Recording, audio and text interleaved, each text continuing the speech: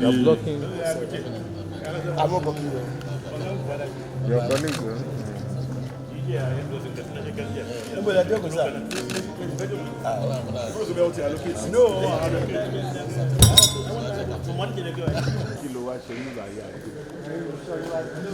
Okay, gentlemen of the press, today, the 30th of October 2024, a meeting was held that was just concluded, and the meeting was a meeting of the Nigerian Traditional Rulers Council and the Nigerian Governors Forum.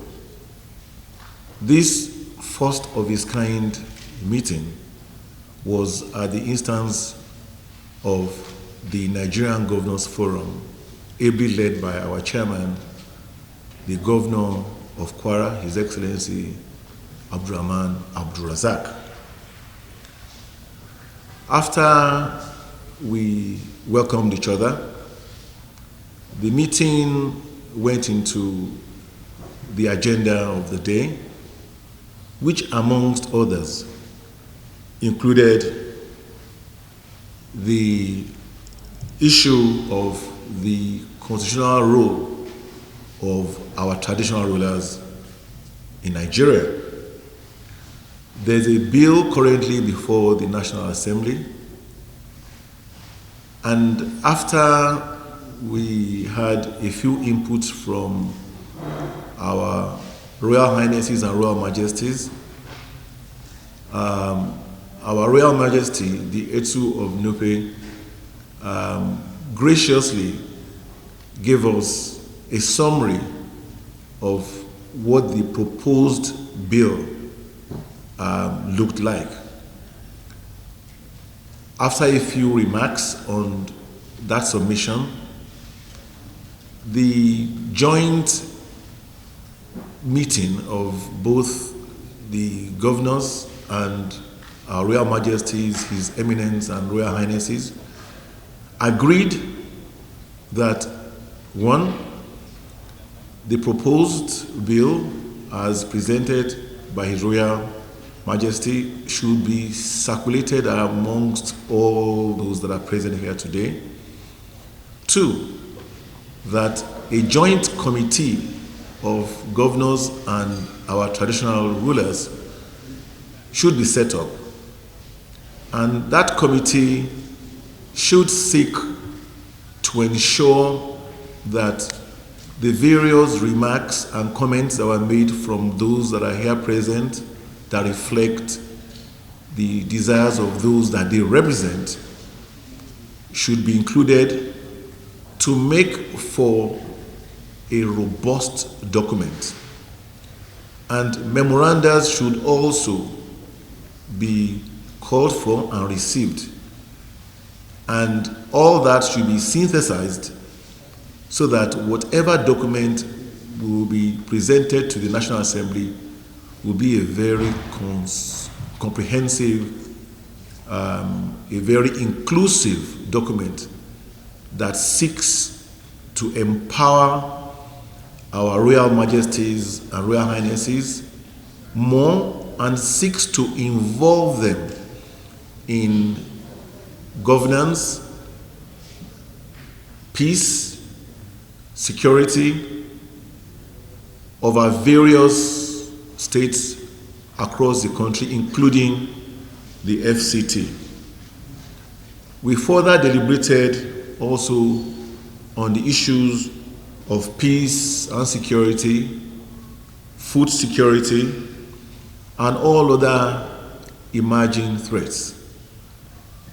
The participation of our traditional rulers was also again underscored, more so since they are the closest to the grassroots. Unfortunately, we are blessed with many of them who are extremely experienced, extremely lettered, extremely knowledgeable, Some have served either in the National Assembly, some are professionals, some are retired soldiers, that indeed their contributions at that level cannot be, overestimated.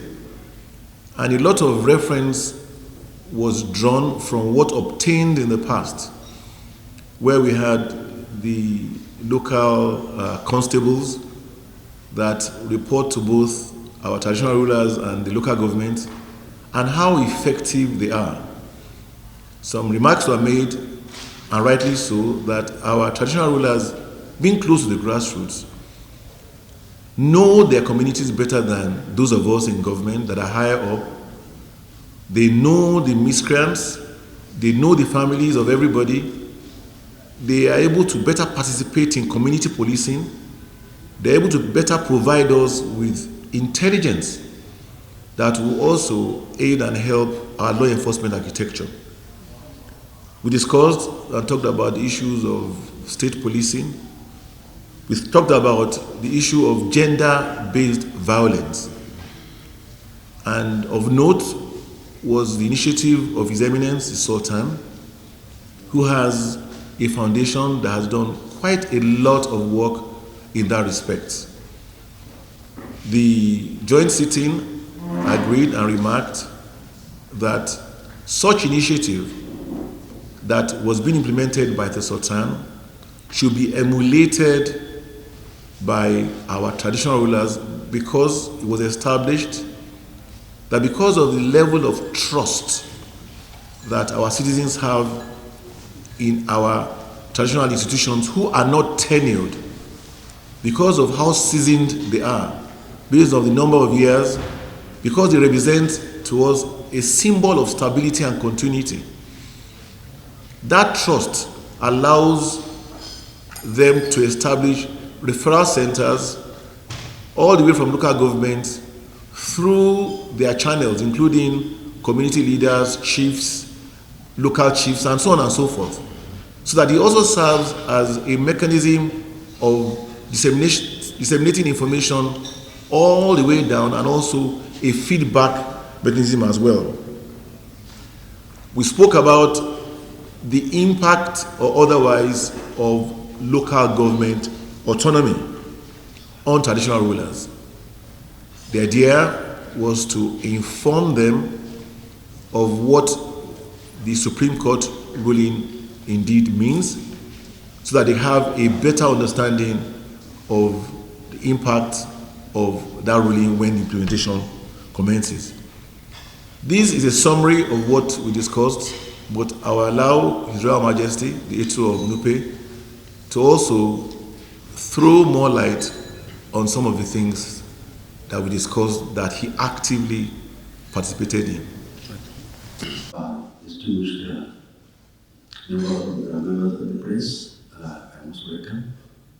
As things like this pointed out, we are very much glad and appreciate the effort of Nigerian Governance Forum that actually extended the invitation to us, members of the National Council of Traditional Rulers of Nigeria, under the chairmanship of His Eminence, the Sultan of Sokoto, and co-chaired by His Imperial Majesty, the Oni of Ife, and all the chairmen of State Council of Traditional Rulers in all 36 states and Abuja.